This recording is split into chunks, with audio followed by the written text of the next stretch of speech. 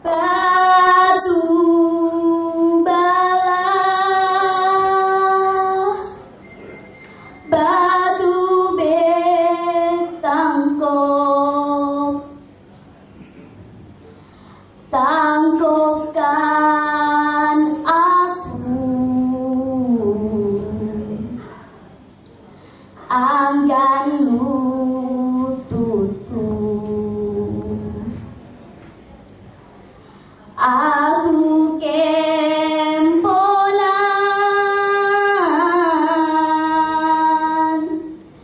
telur timbaku.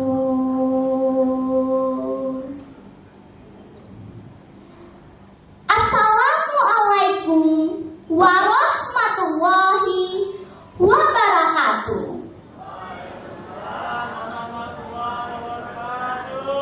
Salam sejahtera untuk kita semua. Halo teman-teman dan hadirin sekalian, apa kabar?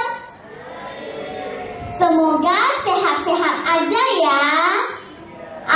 Amin. Perkenalkan, nama saya Novenda Erina Fatra. Saya bersekolah di SD Tunas Bangsa Kabupaten Kubu Raya. Pada hari ini saya akan menyampaikan sebuah cerita rakyat yang berasal dari Kabupaten Sambas dengan judul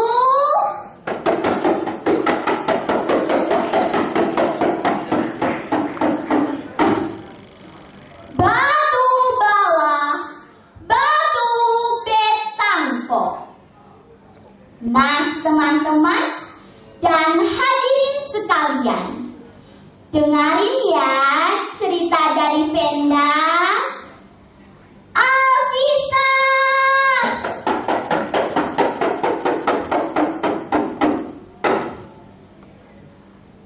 Pada zaman dahulu kala, di pinggiran kota Pemangkat, tepatnya di daerah Tanjung Batu, hiduplah sebuah keluarga yang sangat miskin. Keluarga itu terdiri dari seorang ibu yang sudah menjanda bernama Maisah dengan kedua anaknya yang sulung bernama Long Ijun, sedangkan yang bungsu bernama Supiso.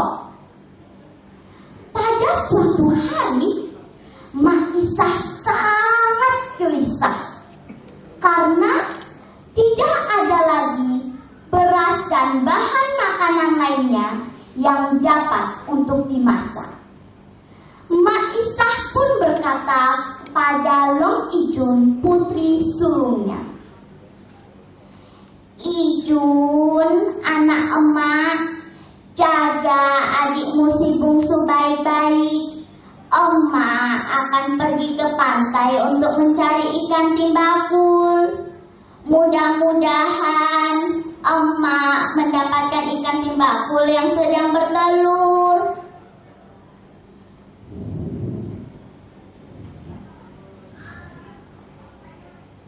"Iya, Mak, tapi emak cepat pulang ya,"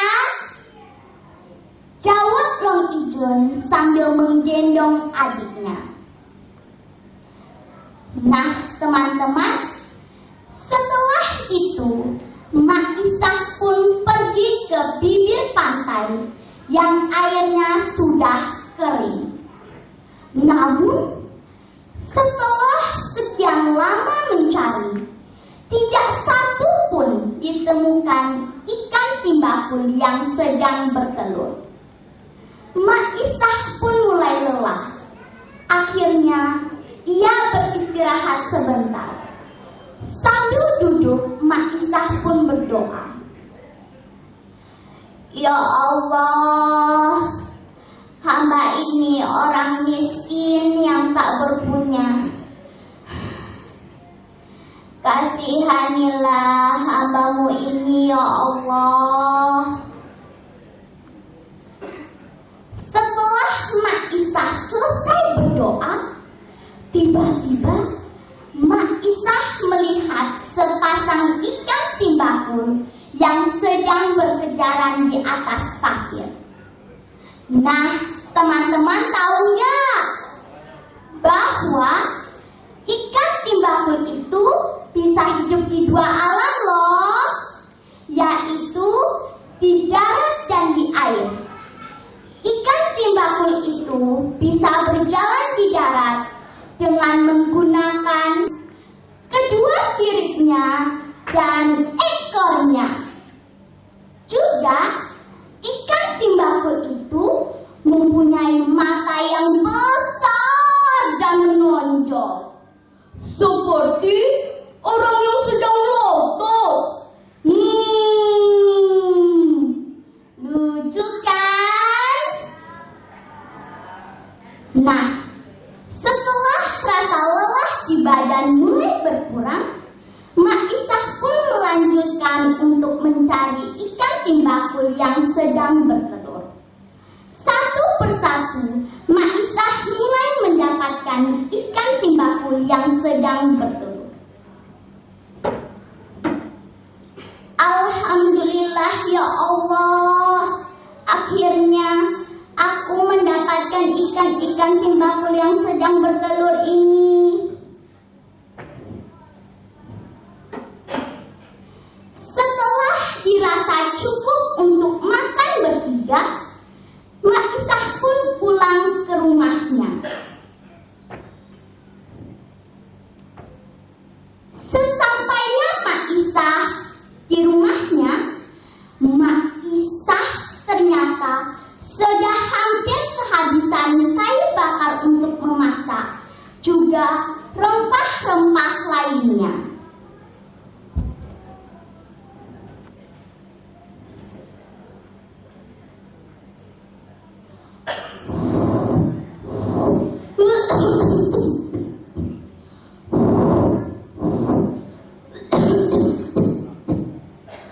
Mak Isah pun berkata kepada anaknya,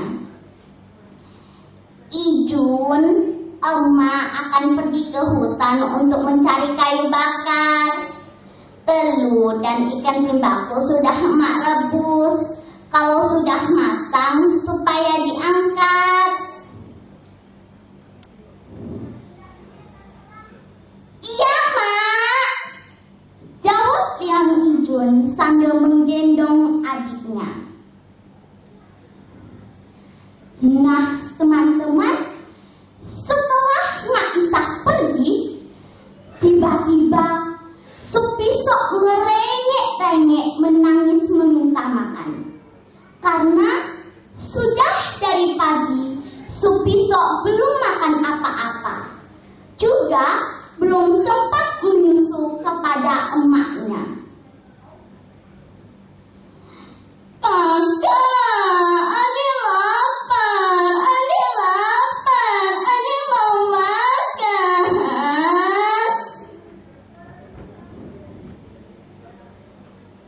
"Su," kata emak, "telur dan ikan timbakul itu belum boleh dimakan. Tapi kita makan bersama emak selepas emak mencari kayu bakar." "Tapi adik lapar kan? Adik belum makan. Adik tidak tahan lagi."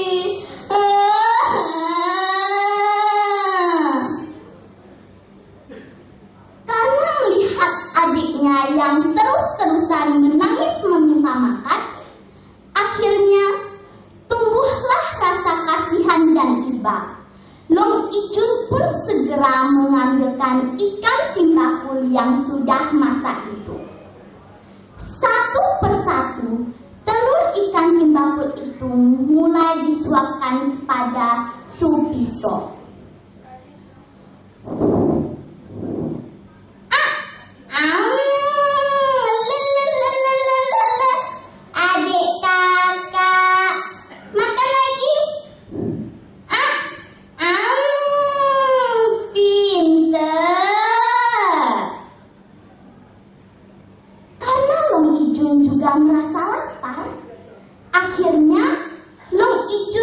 ikut memakan telur ikan timbakul itu.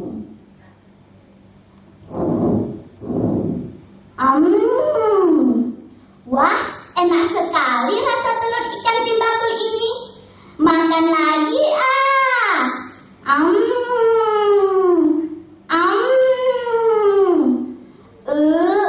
Kenyang.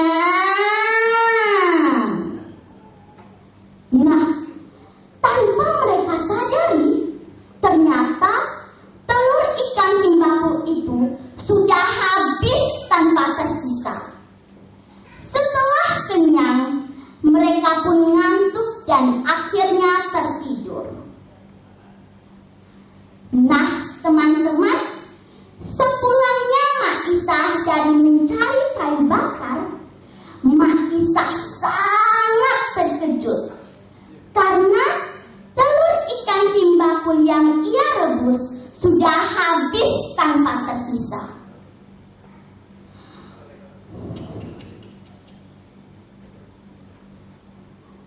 Teganya engkau, Jun. Emak tidak disisakan telur ikan timbakul ini barang sedikit pun.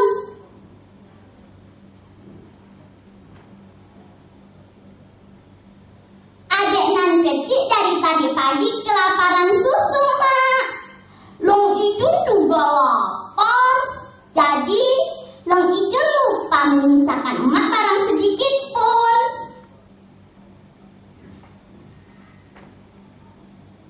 Tapi emak juga lapar, Jun. Dari pagi-pagi emak belum makan apa-apa. Emak kira selepas emak mencari kayu bakar, kita bisa makan bersama-sama. Maafkan kami, Mak. Maafkan kami yang sudah manja ini. Sudah lanjut, emak sudah kecewa. Emak sudah kemponan telur timbakul. Mak Isah pun bangkit dari tempat duduknya. Mak Isah pun pergi ke Tanjung Batu. Semakin lama, semakin cepat Mak Isah menuju di mana batu bawah batu betangku berada. Di celah batu itu, Mak Isah pun meraung-raung dan memohon. Wahai batu bawah, batu betangku, teguhkan aku, angkatlah kakiku. Aku kemponan telur timbakul, teguhkanlah aku. Melihat itu, sambil menggendong adiknya dan menangis, Long Ijun pun berseru, "Oh, Mak! Oh, Mak! Jangan dekati batu itu, Mak! Kasihanilah kami yang masih kecil-kecil ini, Mak! Kembalilah, Mak!" Namun, teriakan dan ucapan Long Ijun tidak dipedulikan oleh Mak Isah. Mak Isah tetap meraung-raung dan memohon kepada batu bawah batu betangku.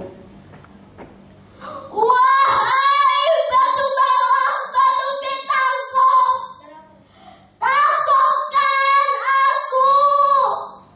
Aku kemponan telur timbakul, teguhkanlah aku. Tiba-tiba tanah yang dipijak Mak Isah terasa bergetar dan terdengar suara batu besar bergeser. Cetar!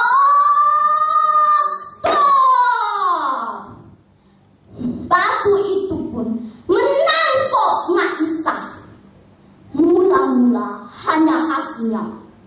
Lama-kelamaan merambat naik ke atas, ke pinggang, ke perut, ke punggung, ke leher, hingga akhirnya tubuh Mak Isah tidak terlihat lagi. Melihat itu semua, Long Ijun dengan sekuat tenaga berusaha untuk menolong emaknya. "Oh, Mak! Keluarlah, Mak! Tetapi Long Ijun hanya mendapatkan ikat kepala dan rambut emaknya yang terurai panjang di celah batu itu. "Oh, Mak! Oh, Mak! Kembalilah, Mak! Adina kecil kelaparan susu, Mak! Oh, Mak! Oh, Mak! Hari sudah malam, Mak! Kembalilah, Mak! Kasihanilah kami yang masih kecil-kecil ini, Mak! Kembalilah, Mak! Oh, Mak! Oh, Mak!" Namun sayang, 1000 sayang, Mak Isah tidak akan kembali lagi terjepit batu bala batu betangko. Nah, teman-teman, sampai sekarang cerita batu bala batu betangko masih sering diceritakan kepada anak cucu.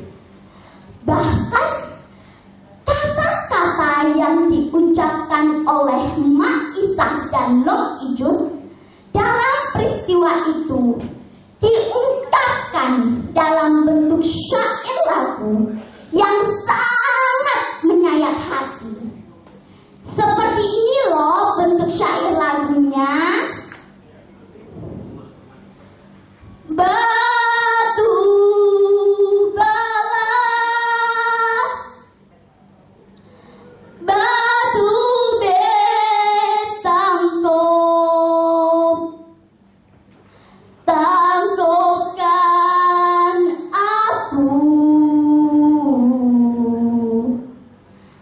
anggan lututku. Aku kempona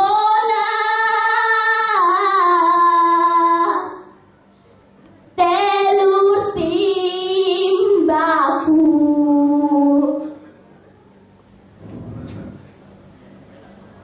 Uma,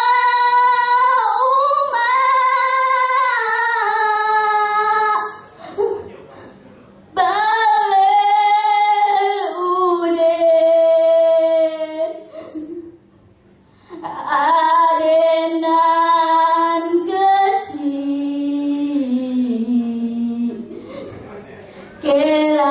kelaparan susu.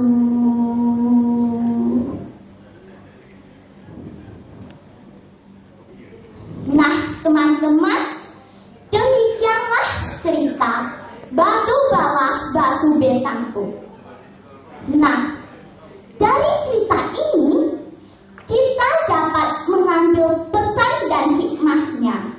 Antara lain, kita sebagai anak yang baik harus amanah dengan pesan orang tua kita.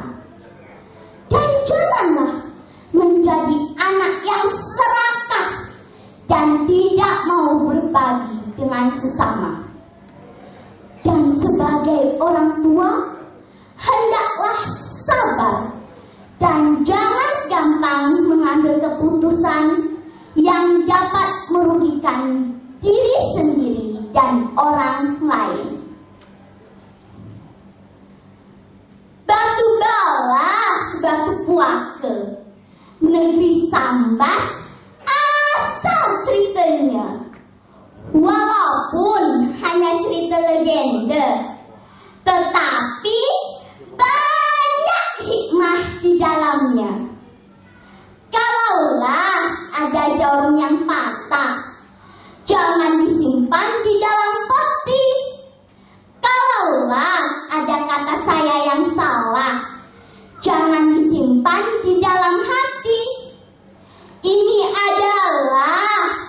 bercerita tradisi lisan budaya kita. Menang kalah urusan biasa. Semoga saya jadi juaranya.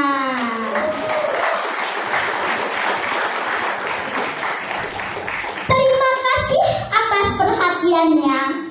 Wassalamualaikum warahmatullahi wabarakatuh. Sampai jumpa teman-teman. Baik, Puji Nabilah Novena